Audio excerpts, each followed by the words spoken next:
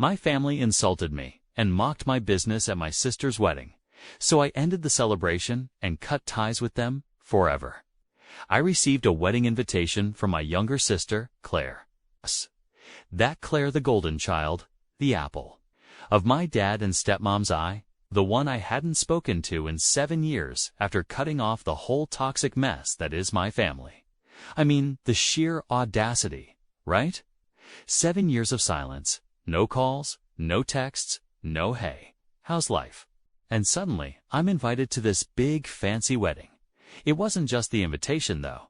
There was a handwritten note tucked inside. Claire's handwriting was unmistakable. She wrote that she missed me and wanted to fix things. I stared at it for a long time, trying to figure out if this was some kind of prank. Was she serious after everything that happened? After how they treated me, now she wanted me back in the fold. For context, let me rewind a bit. Our mom passed away when I was 15 and Claire was 12. It wrecked us, as you can imagine. But while I was still trying to process my grief, my dad was out there moving on. A year later, he remarried, and in came Denise, the stepmom from hell. From day one, she had this unspoken mission to erase every trace of my mom. Family photos were gone. My mom's favorite decor was packed up and thrown out. I was devastated. But Claire, she clung to Denise like she was some kind of savior. I couldn't blame her. She was just a kid and needed someone. But me, I couldn't stand Denise or the way she controlled everything. Things got worse as we got older. By the time I went to college, Dad refused to help me financially. His reasoning? I needed to man up and learn responsibility. Meanwhile, he was showering Claire with everything college tuition, a brand new apartment, even a car all paid for without a second thought. I was juggling part-time jobs, barely scraping by, and trying to build an event planning business from scratch. Denise, of course, dismissed it as playing around while Claire was the star of the family, excelling in school and apparently deserving of all their support. Eventually, I had enough. After years of feeling like an outsider in my own family, I cut ties. No dramatic confrontation, no big fallout, just silence. I stopped calling, stopped visiting, and focused on building my life. I threw myself into my work, and honestly, I thrived. My business grew beyond anything I ever imagined, and I was finally in a place where I didn't need anyone, not Dad, not Denise, not Claire. This brings us back to the wedding invitation. At first, I wanted to toss it in the trash. Why should I care? They didn't care about me when I was struggling to get through school, when I was scraping together enough money to buy groceries, when I needed a family. But something stopped me. Maybe it was curiosity. Maybe it was the note from Claire. I couldn't tell if she was genuine or if this was just another one of Denise's manipulations. Either way, I decided to go. If nothing else, I figured I could show up, see how things played out, and leave if it got too unbearable. Here's the thing. I wasn't planning to go empty-handed. Despite the years of animosity, I still wanted to do something nice for Claire. I offered to help plan her wedding. You know, give her the full service from my company at a massive discount. She politely declined, saying Denise had already taken care of everything. That stung a little, not gonna lie. But hey, I'd done my part. I'd extended the olive branch. The ball was in their court, so there I was, prepping myself for the big day. I knew walking into that venue would stir up a lot of old wounds, but I convinced myself it was worth it. Maybe Claire was sincere. Maybe this was her way of reaching out, of trying to make amends. I didn't have high expectations, but I held on to a sliver of hope. The night before the wedding, I couldn't sleep.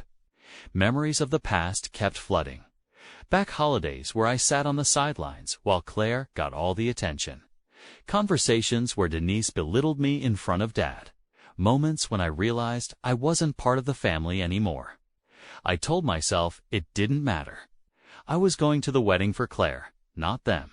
And if things went south, I could always leave. I had nothing to prove to anyone. The next morning, I put on my best suit, got in my car, and drove to the venue. I arrived early because, well, That's just how I am. A planner, always have been. The place was breathtaking. High ceilings, lush flowers, the works. They had clearly spared no expense. As I walked through the doors, I felt a mix of nerves and unease. This was my first time seeing my family in almost 7 years. A decade had passed, and I wondered how my family would react to my presence. Would they welcome me, ignore me, or tear me apart? I had no idea. Then I spotted Claire. She looked radiant. She approached me, gave me a warm hug, and thanked me for coming. For a moment, I thought, okay, maybe this won't be so bad. But then I saw Denise standing off to the side, watching me like a hawk. Her smile didn't reach her eyes, and I could tell she wasn't happy I was there. "Welcome," she said, her voice dripping with fake sweetness. "Still running that little party business of yours?" I gritted my teeth and smiled back. "It's going well, thanks." She smirked, clearly unimpressed, and turned her attention to someone else. Classic Denise. I shook it off and found my seat. The ceremony was beautiful. I'll give them that. Claire looked genuinely happy, and for a while, I forgot about all the tension. But deep down, I knew the peace wouldn't last. This was my family, after all. And drama was inevitable. As I walked into the reception hall, I felt a knot tighten in my stomach. It wasn't the venue. Let's be real. The place was stunning. The chandeliers sparkled like something out of a magazine. The tables were set with silverware, so polished I could see my reflection. And the floral arrangements looked like they'd been imported straight from heaven. No, the knot wasn't from the decor, it was from the inevitable. This was the first time I'd faced my family in nearly 7 years. And I knew what was coming. I made my way to the seating chart, scanning the list to find my name. The knot in my stomach turned into a sinking feeling when I found it. Table 14, I didn't need a map to know where that was. Weddings are practically a blueprint. Immediate family at the prime tables. Then close friends, then extended family. And finally, the random stragglers. Table 14 was firmly in the "we don't care if you're here" zone. When I got there, I realized the insult wasn't subtle. My tablemates were distant relatives I barely remembered. Aunt Lydia, who constantly mispronounced my name and reeked of mothballs, and Uncle Roger, who spent every family gathering droning on about his coin collection. The other 2 people at the table didn't even know who they were. Meanwhile, I spotted Claire's friends and Denise's family all cozied up near the dance floor. Dead. And Denise were front and center, naturally basking in their self-appointed, very important person status. I couldn't help but laugh to myself. This was so on brand for them. 7 years of no contact. And they still managed to make it clear I was an afterthought. Fine. I didn't come here for the seating arrangement. I came for Claire, so I told myself. I tried to keep my cool, poured myself a glass of water, glanced around the room, and pretended I wasn't bothered. But then the first landmine of the evening walked straight up to my table. Dad? He was clearly drunk. And I knew this wasn't going to be a pleasant interaction. Dad doesn't do pleasant. When he drinks, he does loud, rude, and completely inappropriate. Slammed his hand on the table, making Aunt Lydia jump. "What the hell are you doing here, Matt?" he slurred. "You weren't supposed to come." I stared at him, stunned. "I got an invitation," I said, trying to keep my voice calm. I even pulled it out of my pocket as proof. "Claire invited me," he snorted. "You should have stayed where you belong. You're just here to embarrass us, aren't you? Showing up with your little party business like it means something." His voice was getting louder, and I could feel eyes turning toward us. My face burned with a mix of anger and humiliation, but I kept quiet. Before I could respond, Denise appeared at his side, perfectly timed as always. "Matt," she said, her tone dripping with mock concern, "do you even make enough to buy that suit, or is it rented?" She gave me a smug little smirk as if she had delivered the punchline of the century. I looked at her, then back at Dad, and realized there was no point. You can't reason with people like them, especially not. when they're drunk on booze and their own sense of superiority? So I did the only thing I could do. I stood up, smoothed my suit, and said, "Excuse me?" I walked away without another word. I didn't head straight for the door, though. I wanted to take a moment to clear my head, so I wandered outside to the patio. The night air was cool, and for a moment, it felt like I could breathe again. But the voices from inside kept ringing in my ears. Embarrassment. Little party business god, they couldn't even let me exist without tearing me down. I leaned against the railing, staring out at the garden as uncertainty gnawed at me. Should I just walk away and never look back? Or should I go back inside, put on a brave face, and act like none of this really mattered? Neither option felt right. I was lost in thought when I heard the music start up inside. Cheerful, upbeat, completely at odds with how I felt. That's when I realized I couldn't stay. I didn't owe these people anything, least of all my time or energy. I made my way back inside, sticking to the edges of the room to avoid being noticed. On my way out, I glanced over at the event staff. They were setting up for the next course, arranging plates with an efficiency I couldn't help but admire. Something about them felt familiar. I slowed down, watching them move, and that's when it hit. I knew these people. These weren't just random staff members. They were my employees. My mind raced. My company had recently acquired a smaller event planning business, and it turned out this wedding was one of their gigs. No wonder the setup looked so polished. It was my team doing the work.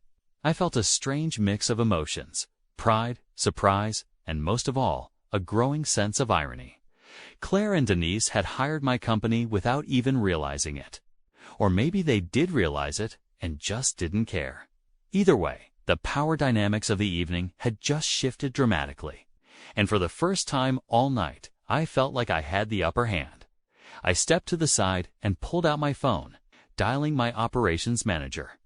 When she answered, I kept my voice low. "Hey, quick question," I said. "This wedding, are we running it?" There was a pause. "Yeah. Why?" I couldn't help but laugh. "No reason," I said. "Just wanted to confirm." I hung up and stared back at the room, still processing the fact that my team was running the wedding where I had just been humiliated. A realization hit me like a freight train. Everything: the flowers, the lighting, the perfectly timed dinner. Service was being executed by my company. Claire and Denise had unknowingly, or maybe knowingly, hired me to bring their dream wedding to life. I couldn't decide whether to laugh or scream. Part of me wanted to storm back inside and announce, "Hey, guess what? All this, it's mine." But the more calculating part of me knew there was a better way to handle this. After all, Dad and Denise had gone out of their way to insult me, treating me like I didn't belong.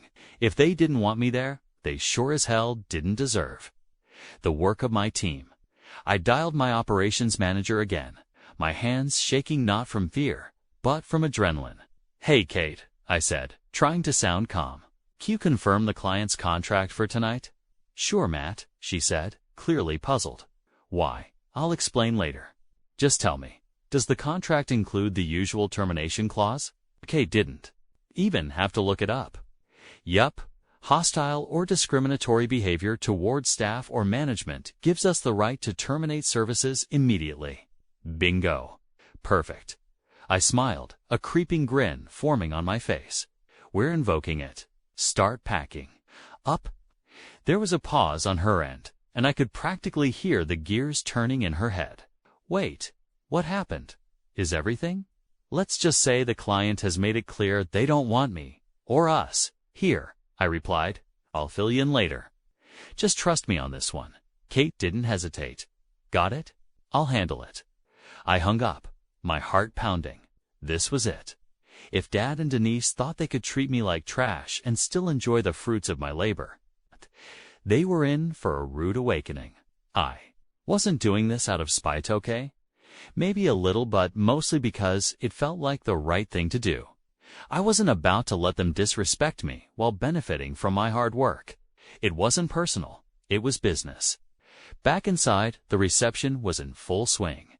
The music was playing, Guests were mingling, and servers were bringing out the first course. Everything seemed perfect on the surface, but I knew chaos was about to unfold. My team moved like a well-oiled machine, discreetly packing up equipment and supplies while keeping up appearances.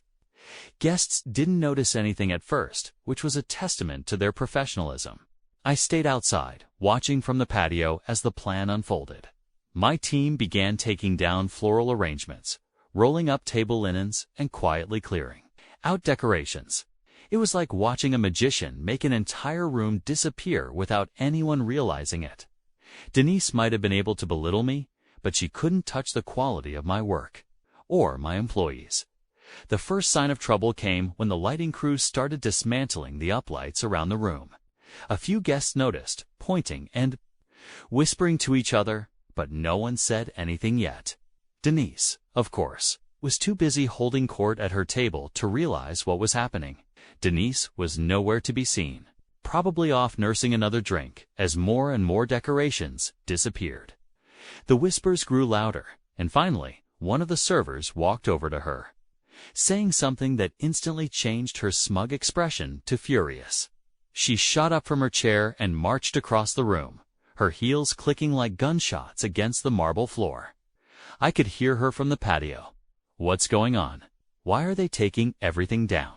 The server looked genuinely terrified. "I don't know, ma'am. You'll have to ask the event manager." That's when she spotted Kate, who was calmly directing the staff. Denise stormed over, her voice escalating with every step. "What is this? What the hell are you doing?" Kate didn't flinch. "We're following the terms of the contract, ma'am. Services are being terminated due to hostile behavior toward our management." Denise blinked, incredulous. "Hostile behavior? Who even is your management?" Kate gestured toward the patio where I was standing. Denise's eyes narrowed as she saw me. I gave her a small wave, my expression as neutral as possible. She stormed outside, her face red with rage. "You?" she hissed. "You can't do this." "This is Claire's wedding, and this is my company," I replied, my voice calm. "You made it clear earlier that you don't respect me or what I do, so why would you want my services?" Her jaw dropped. "You're doing this to punish me, to ruin Claire's wedding." I shook my head. "This isn't about Claire. It's about the way you and Dad treated me. You can't humiliate me and then expect me to provide top-tier service. That's not how this works." Denise sputtered, trying to come up with a response, but before she could, Kate walked over and handed me a clipboard. "We're ready to roll out," she said. "Everything's packed." I nodded. "Thanks, Kate. Great work as always." Denise looked like she was about to explode, but I didn't stick around to find out. I handed her my lawyer's card and said, "You have any questions about the contract? Feel free to reach out to our legal team. Have a great evening." And with that, I walked away, leaving her standing there, speechless. The aftermath was even more chaotic than I anticipated. By the time my team rolled out, the reception hall was practically bare. The chandeliers still hung from the ceiling, but that was about it. No flowers, no table settings, no uplights.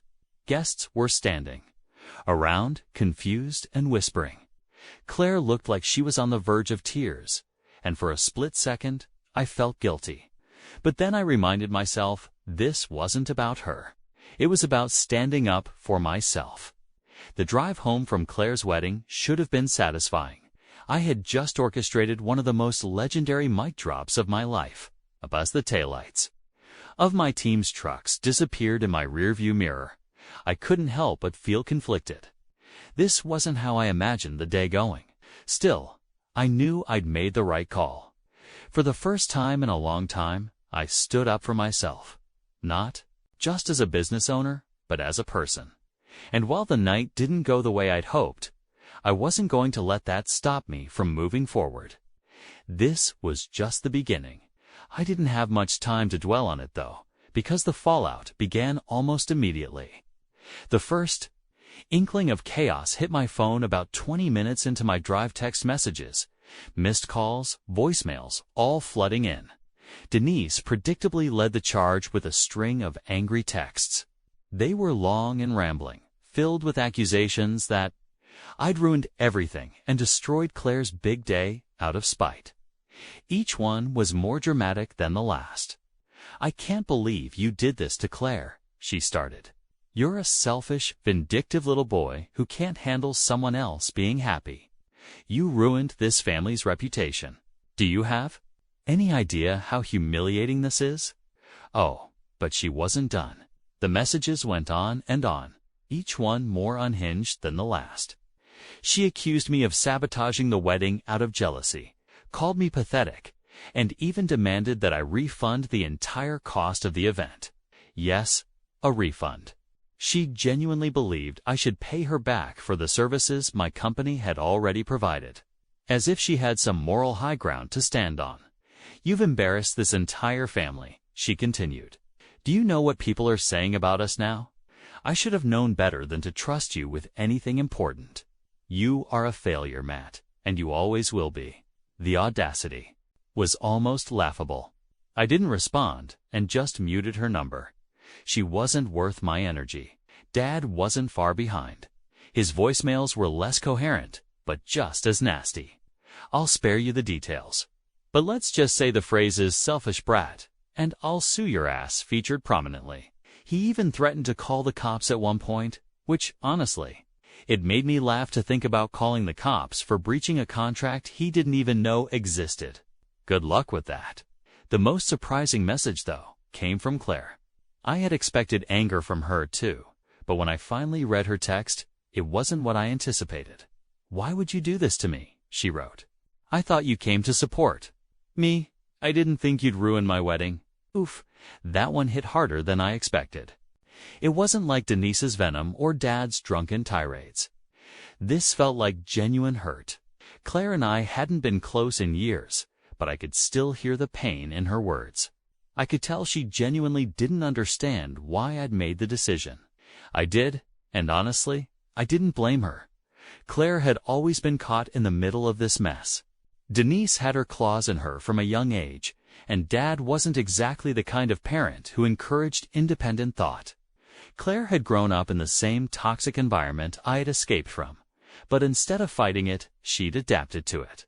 I wanted to respond to her, to explain my side, but I wasn't sure it would make a difference. For a second, I wondered if I'd made a mistake, but then I remembered why I had made the call in the first place. The next morning, the situation escalated. True to form, Denise couldn't let it go. She started calling family members, friends, anyone who would listen and spinning the story in her favor. By noon, I'd already received texts from 2 aunts and a cousin, all asking me to explain what really happened. To save myself from repeating the same thing over and over, I sent out a blanket text to the handful of relatives I still semi-trusted. Long story short, I was insulted, disrespected, and treated like an outsider, so I terminated my company's services per the terms of the contract. If you have questions, ask Denise. If you want the truth, ask the venue staff. I'm done defending myself. One of my aunts responded almost immediately. "Good for you," she wrote. "We saw how Denise treated you at Thanksgiving 5 years ago. She's always been awful to you. I'm just sorry Claire got caught in the middle. Her support caught me off guard. I'd spent so many years assuming the entire family had written me off that I hadn't even considered the possibility that some of them might be on my side. It was a small comfort in the middle of a storm." Then came the unexpected fallout from the guests. By the afternoon, I started getting emails and business inquiries. Apparently, word had spread among some of the wedding attendees about what had happened, and a few were impressed with how my team had handled the situation. One woman, who I vaguely remembered as a family friend of Claire's in-laws, reached out to say she admired the professionalism of my staff.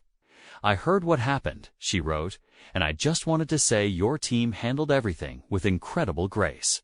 It was clear the issue wasn't with your company, but with the family. I'm hosting a charity gala in a few months and would love to work with you if you're available." Talk about a silver lining.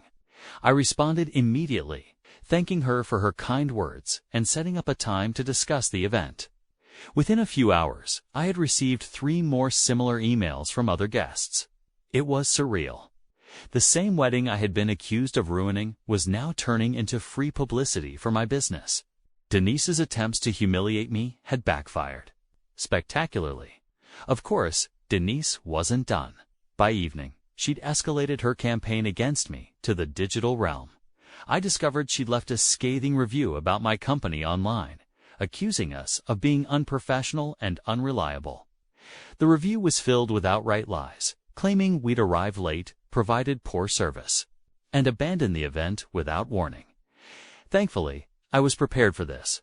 I contacted my lawyer immediately, and within hours, we sent Denise a cease and desist letter warning her that any further false statements would be treated as defamation. The review was removed the next day, and as far as I know, she hasn't tried to post anything else since. Denise had apparently decided to escalate her entitled tantrum to new heights. The next morning, while I was reviewing my emails, I got a call from my lawyer. "You're going to love this one," she started, her tone dripping with sarcasm. "Claire's family is threatening to sue you for breach of contract." Axie laughed. "Out loud? You're kidding?" I said. "On what grounds?" "They're claiming you abandoned the event and caused irreparable damage to Claire's wedding," my lawyer replied. "They're demanding a full refund and additional damages for emotional distress." The absurdity of it almost made me spit out my coffee. Emotional distress because I enforced a clause they agreed to. That's rich. My lawyer chuckled. "Don't worry, Matt. This is nothing more than a scare tactic." Their lawyer, if you could even call him that, sent a laughably vague letter with no specifics. "I'll draft a response, but they don't have a leg to stand on." A few days later, Denise's attempt at a lawsuit reached its next ridiculous stage. Their lawyer, who I later learned was one of Dad's poker buddies, sent another letter claiming that my decision to terminate services had caused public humiliation and significant financial loss. He even threw in some inflated numbers for the supposed value of the event decorations and catering services. The best part? The letter also accused me of being malicious and vindictive for taking down the decor during the event. The plaintiff's family was subjected to public embarrassment. It read, "The abrupt removal of event services tarnished the reputation of the hosts and caused irreparable harm to their social standing." I couldn't stop laughing as I read it. Denise was genuinely trying to paint herself as the victim in a scenario she had entirely created. The irony was so thick you could cut it with a knife. My lawyer, however, was far less amused. "They're trying to throw mud at the wall and see what sticks," she said during our next call. "Their entire case hinges on the idea that I violated the contract, but the clause I invoked is ironclad. We'll respond formally. I'll make it clear that pursuing this further will only waste their time and money." The legal back and forth dragged on for about 2 weeks. Denise and Dad kept pushing, likely because their lawyer didn't have the guts to tell them they had no chance of winning. Meanwhile, my lawyer was working behind the scenes to compile all the evidence we needed to shut this down for good. We had everything: the original contract signed by Claire, which clearly outlined the termination clause, witness statements from my staff who had been present when Denise made her hostile comments, and the piece de resistance security footage from the venue. The cameras had captured everything, including Dad's drunken tirade and Denise berating my team. When the footage was brought to their lawyer's attention, the case crumbled almost instantly. My lawyer sent a final letter laying out the evidence in excruciating detail and warned them that if they continued to pursue the matter, we would countersue for defamation and legal fees. 2 days later, I got an email from my lawyer. "They've dropped the case, no further action required." The most surprising fallout, though, came from Claire's new husband, Adam. He called me a few days after the wedding. I almost didn't answer. But eventually, out of curiosity, I picked up. "Hey, Matt," he said, his tone awkward. "I know Claire wants to talk to you," he continued. "She feels terrible about everything. She's just, I don't know, scared. She's stuck between you and Denise, and it's tearing her up." I sighed. I get it, but if she wants to talk, it has to come from her. I'm not going to chase her down. I'll tell her, he promised. I hung up, feeling strangely hopeful. Maybe Claire and I still had a chance to mend things, maybe not. Either way, I'd finally stood up for myself. Now that was a win in my book. A few weeks after the chaos settled, I got a text from Claire. "Hey, can we meet up? I feel like we need to talk." I stared at the message for a long moment, unsure of how to feel. On one hand, it was Claire reaching out, the same Claire who had stayed silent while Denise and Dad humiliated me at her wedding. The same Claire who had watched my company, the company I built from nothing, get insulted and then didn't say a word as I walked out. On the other hand, I couldn't shake the nagging doubt. What did she want from me now? Was this an actual olive branch, or was she just here to smooth things over for her own sake? Against my better judgment, I agreed to meet her. "Sure," I replied. "Let me know when and where." We met at a small cafe, one I used to go to back when I was starting my business. It was neutral ground, but I couldn't help but feel the tension in the air as I walked in. Claire was already there, sipping a coffee. She looked up and smiled, a forced smile that didn't quite reach her eyes. "Hi," she said, gesturing for me to sit. "Hey," I replied, taking the seat across from her. There was a long pause before she spoke. "I'm really sorry about everything that happened at the wedding," she began. "It got so out of hand, and I know Denise and Dad said some things they shouldn't have." I raised an eyebrow. "Some things?" She shifted uncomfortably in her chair. "Okay, a lot of things. But you have to understand, they were stressed. Weddings are a lot of pressure, and emotions were high. It wasn't personal." I let out a bitter laugh. "Not personal, Claire. They called me ... It was an embarrassment. They mocked my business, belittled me, and basically told me I shouldn't have been there. How is that not personal?" She sighed, as if I was the one being unreasonable. "Look, I'm not saying what they did was right, but you pulling out the way you did wasn't fair. Either you ruined the reception, Matt. People are still talking about it." That was the real reason she wanted to talk. "This isn't about what they said or did," I said, my tone icy. "This is about how it made you look." "That's not what I'm saying," she replied quickly, though the defensive edge in her voice told a different story. "I just think you could have handled it differently. You didn't have to punish everyone because of what Denise and Dad said." I stared at her, trying to decide if she actually believed what she was saying, or if she was just parroting Denise's narrative. "Punish everyone," I echoed incredulously. "They hired my company. They insulted me, the owner, in front of everyone. They didn't even bother hiding their disdain. Do you expect me to just stand there and take it?" "I expected you to think about someone other than yourself," she shot back. "This wasn't about you.